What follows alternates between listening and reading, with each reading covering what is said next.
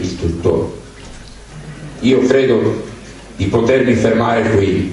Prima ho visto che di iniziative per questo tipo di problema se ne stanno prendendo anche altrove. Domani sera, per esempio, mi pare che il gruppo consigliare Cassola Democratica voglia fare un incontro a San Giuseppe, quindi chi è interessato ad avere altre chiarificazioni sul classificatore di Cassola può anche domani sera andare al centro anziani di San Giuseppe per farsi altre idee, farsi altre informazioni. Io mi fermo qui perché non voglio togliere spazio al dottor Salvador che ci farà, diciamo, una presentazione di tutti quelli che possono essere rischi per la salute e per il territorio con un'opera di questo tipo.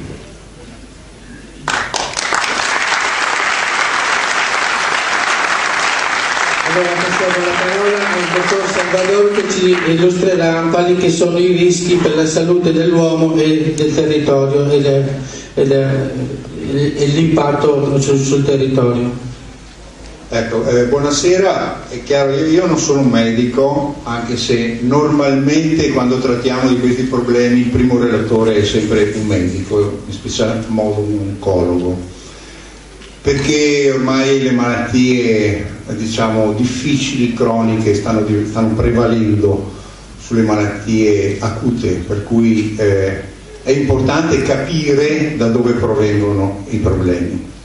Io sono dell'UF regionale, sono referente energia e rifiuti dell'UF Veneto, ma mi interesso di rifiuti da 25 anni, cioè ho fatto anche io il consigliere comunale in comuni lombardi dove c'era già nel 95 il 70% di raccolta differenziata, quindi discorsi vecchi, ecco, che però sono sempre attuali per l'indolenza soprattutto delle istituzioni. Io questa sera sono contento che ci sia una bellissima presenza di istituzionali, perché loro sono delegati a gestire la salute, poi vedremo anche gli articoli, anche come dovrebbero gestirla. Ho cercato di dividere i temi in due argomenti, io direi, un po' il discorso della salute, cos'è la salute e perché ci teniamo tanto, e qua come può essere influenzata anche da questi meccanismi di combustione, perché sappiate che la combustione, qua bisogna lavorare questa sera molto per spunti e per principi, perché poi il discorso continuerà, per cui i dati tecnici in sé sono anche relativi, perché poi si sta presto a costruirli ed analizzarli e andarli a prelevare. Il problema è quello di capire nell'insieme, come ha detto il professor Bizzotto, come gira il fumo, quali sono i problemi. E allora ho diviso in due parti praticamente la presentazione, il discorso della salute e il discorso degli impianti, cioè le emissioni, le diossine, tutto quello che ci va dietro, diciamo anche con la pirolisi, perché la pirolisi non è che sia una catarsi, non è che purifica l'aria, insomma, ha degli obiettivi ben precisi, sono obiettivi economici, quindi dietro gli obiettivi economici ci sono tutta una serie poi di costi esterni che la società, e vedremo, si deve accollare, perché non è sufficiente parlare di economia in senso stretto come impianto, ma soprattutto gli istituzionali che sono, come dice Max Weber, delegati a gestire la cosa pubblica nel nome dell'interesse pubblico con passione, con competenza e con lungimiranza, ecco, dovrebbero tener conto di tutti gli altri fattori che sono esterni ma che devono venire incamerati dentro i costi del progetto. E questa è la salute, poi vedremo i dati anche su cosa ci costa la salute a livello regionale, che sta andando in fallimento praticamente. Ecco, e cosa dobbiamo fare, cosa potremmo fare anche con questi impianti, anzi non fare questi impianti per primo, e poi magari facciamo delle considerazioni. Ecco, quindi soprattutto in questo momento di crisi, poi vediamo qualche elemento di crisi, diciamo come incide qualche elemento di crisi sulle considerazioni che dobbiamo fare anche verso l'incenerimento.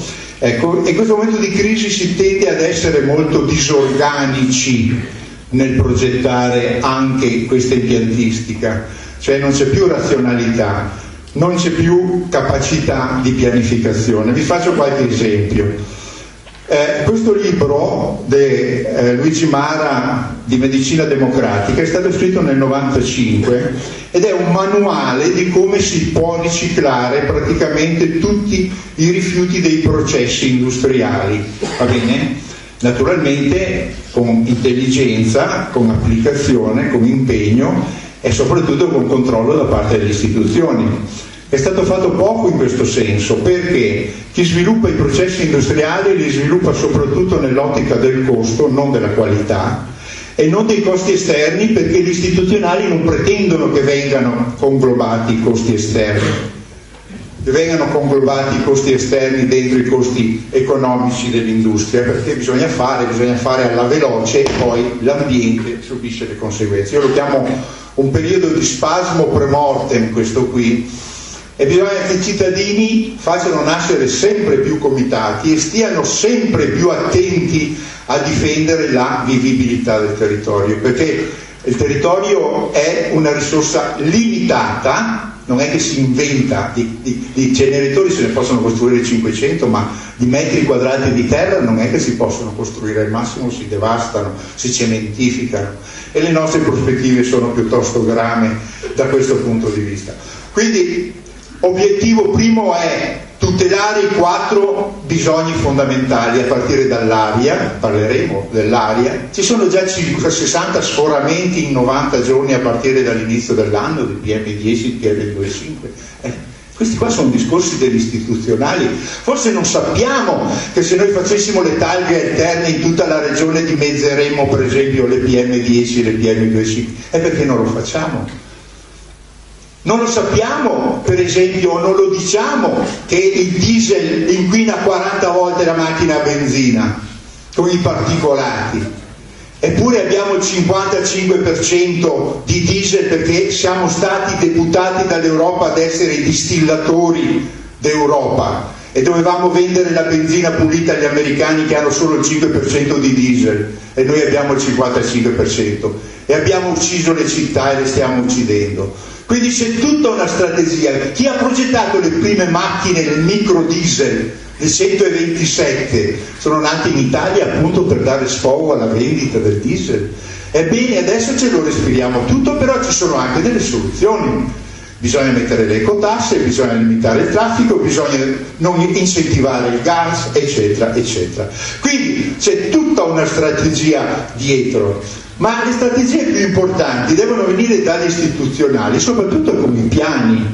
Quando si parla di valutazione ambientale strategica, che implica l'adozione a livello regionale di decine di piani dell'aria, dei rifiuti speciali, dell'energia, eccetera, noi questa sera parliamo di un tema che manca di 2 piani fondamentali. Uno è il piano energetico regionale, va bene? Uno è il piano energetico, la cui bozza è stata presentata, mi ricordo, a Mestre il 16/2 del 2005 e da allora non è stata più portata in consiglio regionale. Quindi noi parliamo di produrre energia, di investire sui fotovoltaici, di fare le centrali a carbone, di fare questo e quell'altro, e non abbiamo un piano energetico regionale. E quindi vuol dire che non si vuol disturbare i manovratori. Questo è il discorso, perché piano, sapete cosa vuol dire piano? Piano vuol dire progettare insieme, discutere, fare le osservazioni, dire va bene, va male, qua no, è sì. E se non c'è il piano, vince il più forte, vince il più furbo. L'altro piano che manca a livello regionale è il piano dei rifiuti speciali di cui stiamo parlando stasera. Non dimentichiamo che tutti gli inceneritori bruciano sia rifiuti urbani sia rifiuti speciali, anzi tendono a bruciare sempre più rifiuti speciali, perché adesso ad aprile verrà anche installato il SISTRI, che è quel sistema di tracciabilità dei rifiuti speciali che farà emergere molti rifiuti speciali che prima andavano alla Chetichella in discarico, andavano in Sicilia, eccetera. Ecco allora l'esigenza di avere questi inceneritori per rifiuti speciali. E il SISTRI sta facendo emergere questo discorso, una delle poche cose che a mio parere ha fatto di buono il governo precedente, ecco, per la quale si è battuta la Prestigiacomo. Bene, adesso però cambia la strategia dei rifiuti. I rifiuti stanno calando, lo sapete bene che calano i consumi, calano i rifiuti, cala la produzione industriale, calano i rifiuti. Ebbene, è già anche un po' difficile progettare un impianto che duri 20 anni con un calo di produzione di rifiuti di questa sorta qui, perché questa io penso che sia una crisi irreversibile, profonda, strutturale, perché è una crisi ambientale. È una crisi che manca di risorse ambientali, perché noi stiamo stampando tanto denaro, tante obbligazioni, abbiamo 15 volte la massa monetaria rispetto al valore reale della produzione. Sapete, è una cosa micidiale questa, cioè noi stiamo vivendo a stampare moneta praticamente, va bene, giocando con i prestiti e gli interessi bancari, ecco. Però adesso i rifiuti stanno calando forte, ma è cambiata anche la strategia. Grossi inceneritori non se ne possono fare più. L'ultimo che è stato fatto è stato un raddoppio di Schio, oppure un raddoppio che è stato fatto a Fusina, di linee in luoghi dove ci sono già, dove la popolazione si è già assuefatta alle diossine, dove però i cancri stanno salendo, va bene? Grossi inceneritori non se ne possono fare. Siamo riusciti come comitati, siamo riusciti a bloccare i 2 inceneritori di un'industria a Mogliano e Silea da 500.000 tonnellate di rifiuti speciali, che abbiamo dimostrato che era una bufala, perché loro dicevano che gli servivano per 500.000 tonnellate, invece li abbiamo dimostrato, e anche l'ARPA lo ha detto, che non ce n'è più di 80.000 tonnellate. È cambiata la strategia. Si tenta adesso con Cadelbue 160.000 tonnellate, però anche lì si cerca di bloccarlo, perché ci sono le alternative attraverso il miglioramento dei processi produttivi, attraverso il miglioramento della raccolta differenziata, perché noi quando diamo le alternative le diamo anche dal punto di vista tecnico, cioè facciamo progetti veri e propri, va bene? Però ci sono degli interessi dietro che probabilmente, o delle indolenze istituzionali, ci sono indolenze istituzionali, per dirla proprio eufemisticamente, va bene? Ecco, e gli vogliono fare un altro. Pensate che questo qua è il piano regionale dei rifiuti solidi urbani, fatto, vedete, nel 2004, vecchio già. Contemplava 4 nuovi inceneritori nel 2004, più produzione di CDR per 702.000 tonnellate all'anno da bruciare. Non se ne fa neanche uno. Qua leggetelo, piano del 2004, decisione del Consiglio numero 59 del 22 novembre del 2004. Erano 4 inceneritori a cavallo fra le province, va bene? Ecco, non sono riusciti a farne. L'unico forse, ma speriamo che non lo facciano, potrebbe essere quello di Cadelbue come ampliamento.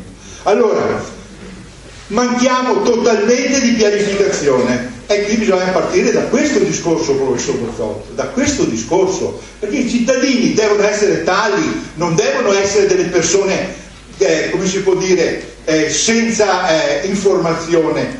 Ecco la richiesta di trasparenza. Allora la prima cosa che a mio parere dovreste chiedere come comitati è che si facciano subito questi piani e si discutano insieme questi piani regionali.